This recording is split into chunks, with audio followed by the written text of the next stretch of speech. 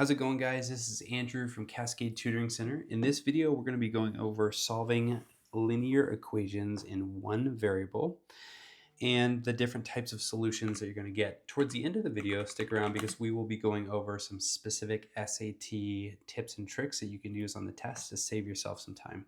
So real quick before we start, we want to talk about how to solve a linear equation. Well, it's pretty simple.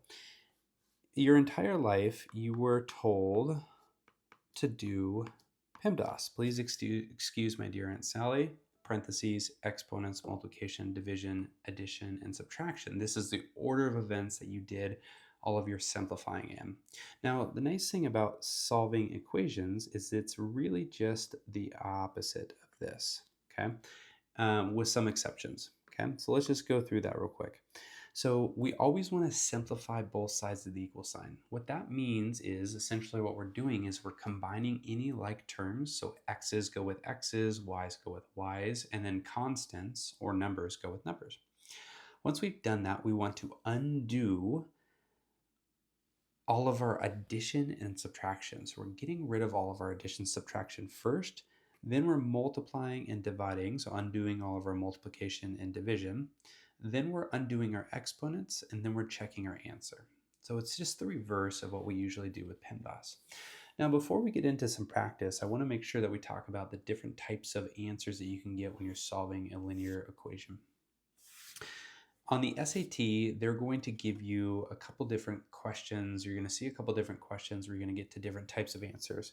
So the first type of answer that you're going to get to is one that is one solution. Now, what one solution means is basically we get to the end of the problem, and let's say it's something x equals 5, or k is equal to -3. We get to the end of the answer, and we have a variable equals a number. Okay, that's one solution. No solution is when we get to the end of the equation, and we see something like this. So I'm going to do 2u plus 6 equals 2u minus 5. Now, if we were going through and we're getting both variables on the same side, we would simply subtract 2u. And what we'd find is that both of those variables would cancel. And so what we'd be left with is 6 equals -5. Now, this is not a true statement. When the equal sign pops up, that means that they both have to be equal. 6 does not equal -5. Okay, so that is no solutions. And again, on the SAT, you're going to see questions like this. They're going to have you differentiate whether it has one solution, no solution, or the last one, which is infinite solutions.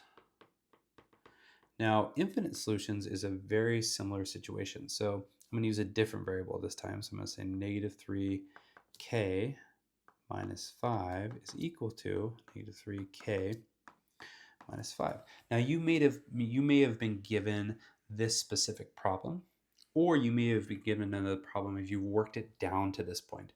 The key here is that what we're going to find here is to undo this. We add 3k on both sides because our goal is to get the variables on the same side. What you're going to find is that that cancels and that cancels. But now what we're left with is a true statement, okay? -5 is in fact equal to -5, okay? So this is infinite many solutions, and we're going to talk about in the next video what this looks like graphically and how you can tell when something has no solutions, infinite many solutions, or one solution.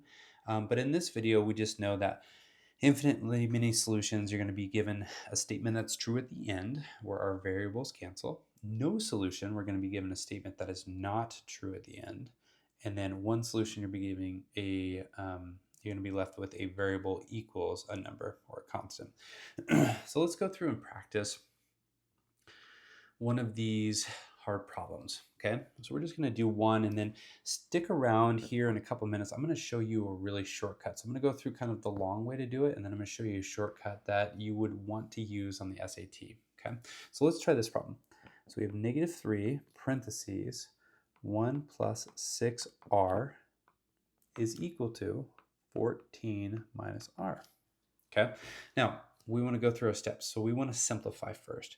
So before we do anything else, let's distribute this negative 3 to everything in the parentheses. Okay, now negative 3 times 1 is negative 3. Negative 3 times 6 is negative 18r. I have not done anything on the right-hand side of the equal sign. So let's do that and just rewrite that. Before I go into undoing my adding and subtracting and my multiplication and division, things like that, I always want to get things on the same side. Things, and what I mean by things is variables. So what I'm going to do here is I'm going to move all of the r's on one side of the equal sign. Because this is a negative r, I'm going to add 18r on both sides. On the left-hand side of the equal sign, what that does is it gets rid of this, because negative 18 plus 18 is 0. Rewriting what we have left, we have negative r plus 18r is 17r. Okay, now that I've simplified everything and I've gotten all the variables on the same side, I'm going to get all of the constants or numbers on the other side. So this is where we want to undo our adding and subtracting. So I want to get my positive 14 to move to the other side of the equal sign. To do that, I'm going to subtract 14 on both sides because I need to do the opposite to undo it. Now, 14 minus 14, well, that's 0. Negative 3 minus 14 is negative 17. Okay. Last thing we're going to do is we're going to undo the multiplication and division. Well, this is a multiplication statement there. So to undo that, we're going to divide by the thing that we're trying to get rid of, which is 17.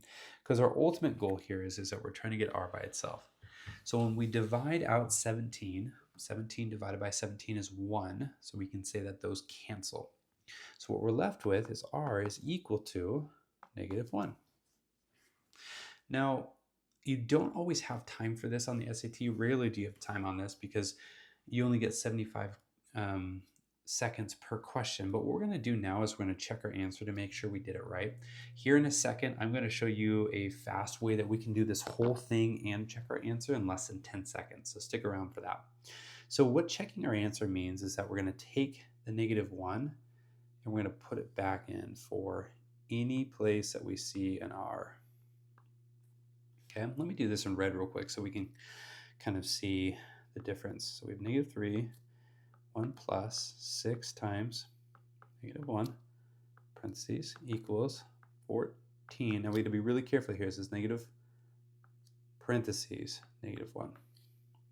Okay, now this is PEMDAS. We want to go and just simplify everything here. So let's do everything in the parentheses. So I'm just going to do some mental math here. So 6 times negative 1, that's negative 6, plus 1 is negative 5.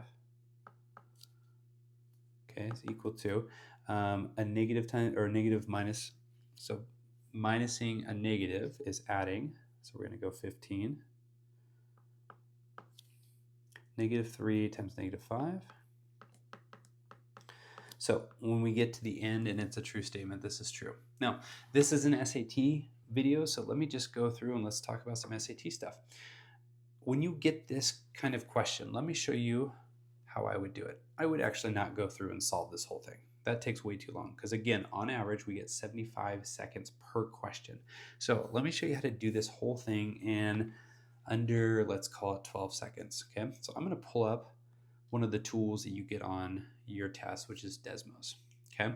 Now, if you were given one of these questions, this will be a level 1 question. So this is just testing, can you do the math? Well, yes, we've proven that we can do the math, but let's not work too hard on this. So in our Desmos calculator, what we want to do is we want to type in the exact same equation that we're given on the problem. Now, the one, let me just pull this up real quick. The one difference that we're going to make here is that instead of putting r, we're going to put an x. And the reason for that is that if we put an r, it's going to ask us to do a slider. And we're not interested in. So if you're going to use this tool, make sure if your variable is a k or an r or for anything else except for x, you're going to just put an x. Okay, so everything else is going to be the exact same. So we have 14 minus x. Now, let's remind ourselves really quick. Oops, I missed the -3. Okay, cool. Let's remind ourselves really quick what the answer was. So we had r equals -1. So it took me, I don't know, 12 or 15 seconds to plug that in. We see a vertical undefined line here. If we click on where it crosses the y-intercept or the x-intercept, we get -1, which was in fact the answer to it. So when we get questions like this, we want to be able to use our tools. That took me 12 seconds. So instead of going through and doing the whole math, let's just go and plug it in and save ourselves some time. If we had 3 of these, which you probably wouldn't get 3 of these types of questions, but if you had 3 of these, you could get those done in under 30 seconds. That would give you a lot more time to go and solve the level 3 questions and beyond. So there's some tips and tricks. In the next video, we're going to talk more specifically about graphing, but that is how you solve linear equations.